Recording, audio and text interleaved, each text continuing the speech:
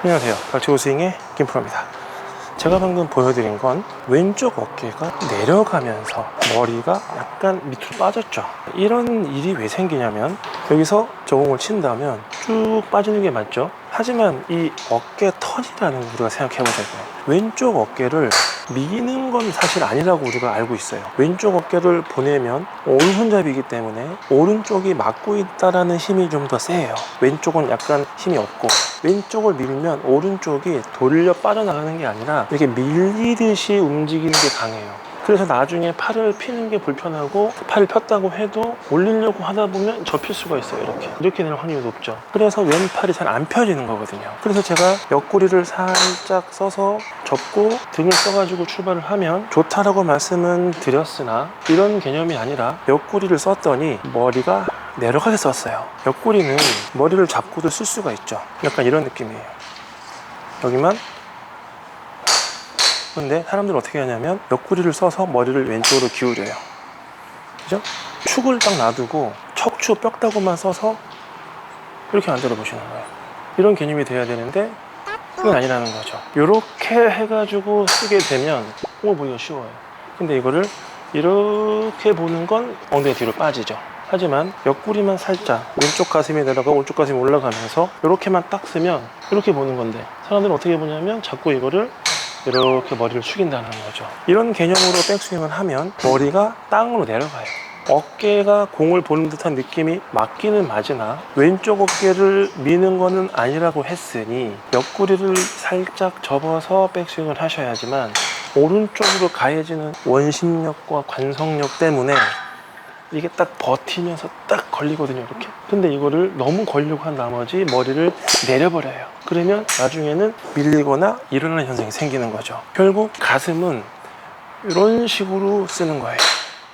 근데 머리가 움직이네요.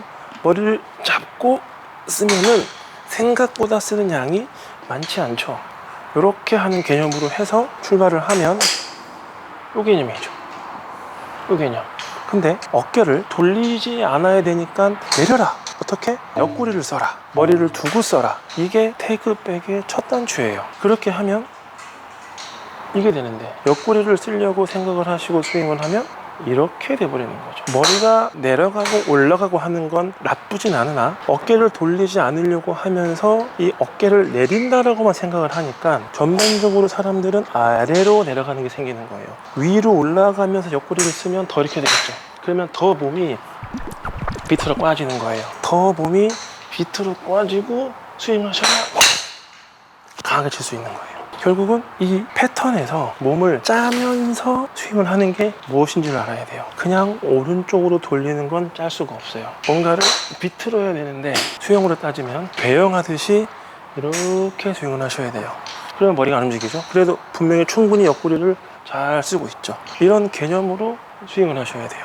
근데 사람들은 이걸 내리라 그러니까 이렇게 하고 있는 거예요. 배영한다는 생각으로 이렇게 백스윙을 해서 스윙을 한다 그러면 팔이 올라가죠. 그죠? 배영. 그런 개념으로 배영하듯이 스윙을 하면